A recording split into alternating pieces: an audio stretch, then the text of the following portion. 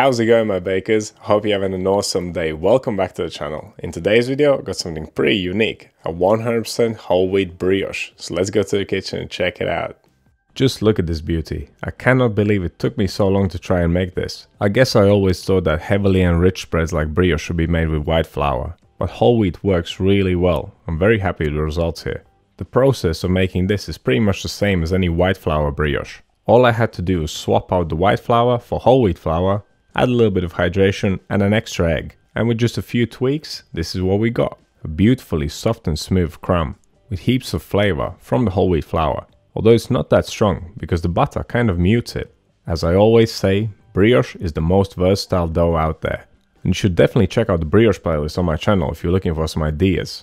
But let's get on with this dough and see what we need to make it. We'll need some whole wheat flour. This has 13% protein. If yours is weaker, you may need to reduce the hydration a bit. We will also need some whole eggs, water, butter, yeast, salt and sugar. I'm using a little bit less sugar in this recipe than I would in my white brioche. It is still sweet enough. Whenever you're making brioche, temperature control is of utmost importance. The mixing time is around 25 minutes, so your ingredients must be stone cold, because if your dough is too warm, it may over ferment.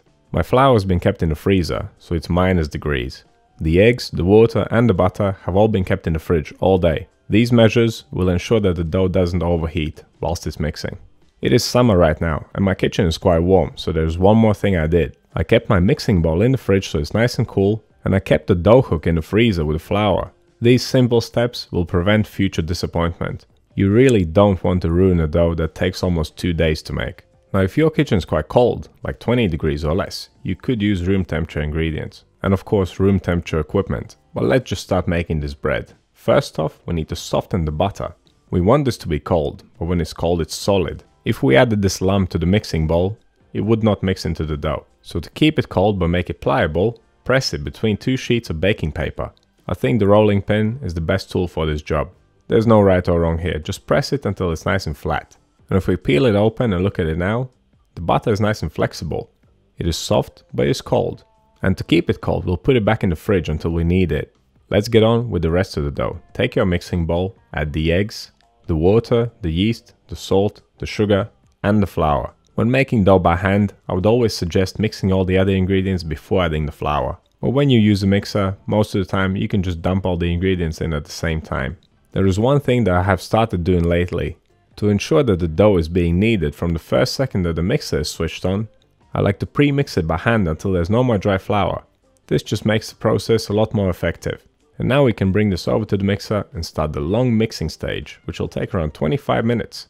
Now first up, we'll mix the dough on low speed, which is number 2 on my mixer.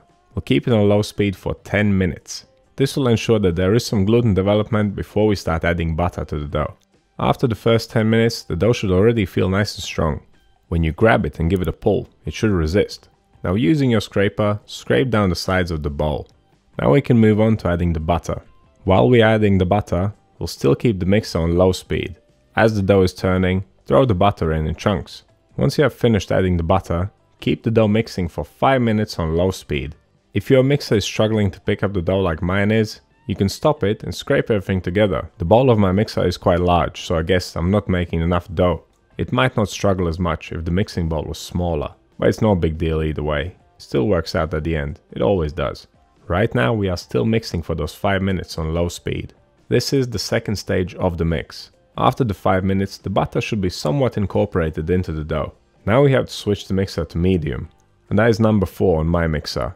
Now we'll mix the dough for another 5 minutes. This high speed mixing will ensure that everything's nicely combined. The butter will get worked into the dough and we'll get some good gluten development. After the 5 minutes on medium speed, we must turn it down a bit. So we'll go back to low speed to finish the mix for another 5 minutes. The dough has already come together nicely and we don't want to overwork it. So the last 5 minutes of gentle mixing will give us a well-made dough that is not overworked and not overheated. And that is the 25-minute mix. We add 10 minutes on low, then 5 minutes on low while adding the butter, then 5 minutes on medium and 5 minutes on low to finish. And now we have a nice, smooth and stretchy dough. I'm very happy with how this turned out. It does look like a buttery brioche dough. I mean, I guess it should do, right? We can even do a little window pane test here. I never actually use it. I prefer pulling the dough a little bit harder and feeling it resist. but each to their own. Now we can start the cooling process. Place the dough into a bowl and take its temperature. We are aiming for about 26 degrees Celsius, which is about 79 degrees Fahrenheit. My one is a little bit warmer.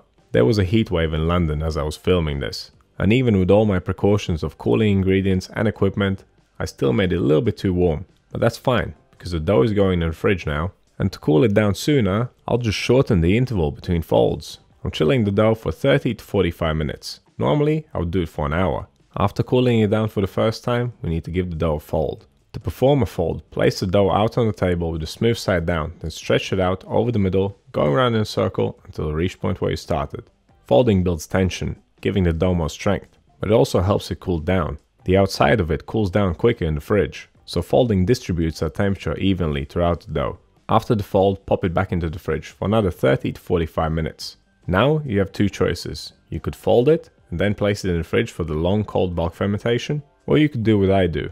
Divide the dough in half, then shape it into separate balls, and then pop it in the fridge for the long cold bulk fermentation. Because this recipe makes 1 kilo of dough, I like to use it for 2 separate projects.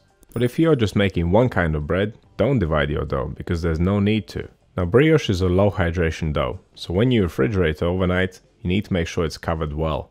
Sometimes putting it into a container covered with a lid is not good enough. The surface would still dry out, so that's why I like to wrap it up in cling film. When you wrap it up, make sure you do it loosely. As the dough ferments, it will expand. If the cling film's too tight, the dough will find its way out. And if that happens, you'll end up with a dried up piece of dough that's no good for bread making. So cover your balls correctly so they can ferment in the fridge comfortably. Ideally, you want to ferment them for around 18 to 24 hours. It's important to note that my fridge is around 5 degrees Celsius or 41 degrees Fahrenheit. If your fridge is cooler, it will take longer to ferment. So you could keep your dough on a slightly warmer side, around 27 degrees Celsius, or increase the amount of yeast. I kept my dough in the fridge for around 24 hours and it was puffed up beautifully. The one on the right will be turned into 4 burger buns. The one on the left will be the braided loaf that you saw at the beginning of this video. You can use your brioche dough for any project you like. Do check out the brioche playlist on my channel for some inspiration. But whatever you do, after dividing your dough and pre-shaping, you need to let it rest for around 30 minutes. This resting stage will help the dough warm up a bit. It will also let the gluten relax and make the final shaping a little bit easier. I'm sure you all know how to shape a round bun, so I'm not going to go into much detail here. The braided loaf is a little bit more technical. Take the piece of dough, flatten it out, then fold it over itself. This one fold will give it just a little bit more tension. And now roll it out, applying even pressure from the middle outwards. Taper the ends, as this will make the braiding easier. This dough is nice and loose, but if yours is resisting, do not force it. Leave it to rest for a minute if it's not stretching. I chose a 3-strand braid because I find it the easiest, and it works well for a simple loaf. Make sure you place the side strands on top of the middle strand. This will ensure that the end is nice and neat, because when you do the first over-under moves, you can take the end and tuck it underneath itself. This pushes the middle strand out, and that just gives it a nice look. Although this time it doesn't matter that much, as this loaf is going in a tin. But still, it doesn't hurt and is good practice. And once you have finished braiding, tuck the other end underneath itself as well. Make sure the loaf is nice and straight and place it in your baking tin. I'm using a 450 gram or 1 pound loaf tin. And the buns are of course going on a flat tray with plenty of space between them. The final proofing time will depend on the temperature of your kitchen. Since this dough is made with whole wheat flour, it's a little bit more active, so 2.5 to 3 hours should do it. During the final hour of fermentation, preheat your oven. 160 degrees Celsius, fan on. That's 320 degrees Fahrenheit. And just look at those buns and that loaf. They have all puffed up beautifully. I will glaze mine with egg and sprinkle them with sesame seeds. What you top your breads with is totally up to you. But if you want some ideas, check out the glaze comparison video in the Principles of Baking playlist. I compared 15 different glazes commonly used in bread making, and that is only a fraction of all the glazes that could be used. Whenever I use seeds, I like to press them in lightly with my hand. This really makes them stick. Just be nice and gentle, don't deflate your buns. Right, let's pop these bad boys in the oven. The buns took around 25 minutes, the loaf took around 45 minutes. And there you have it.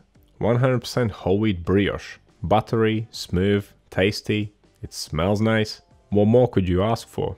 And it's super easy to make too. Just look how well it tears. When I started this project, I expected the outcome to be very different. I thought it would be kind of dense and heavy, but it's very close to regular brioche. Now when it comes to the buns, I was not happy with them. They all turned out a little bit wonky. As you can see, they tore open at the bottom there. The dough was either too weak because of the whole wheat flour, or maybe I over fermented them a little bit. With just a couple of tweaks, they would come out alright as well. When we look at the crumb, it's perfect. It's exactly how it should be. Nice and soft, nice and smooth. And even though the buns are a bit wonky, they still taste great. So what do you think of this recipe? Have you tried something like this before? Let me know down in the comments. If you want to see more brioche videos, click over here, subscribe to the channel, click right here. But that's all I have for you today. Thank you so much for watching, and I'll see you next one.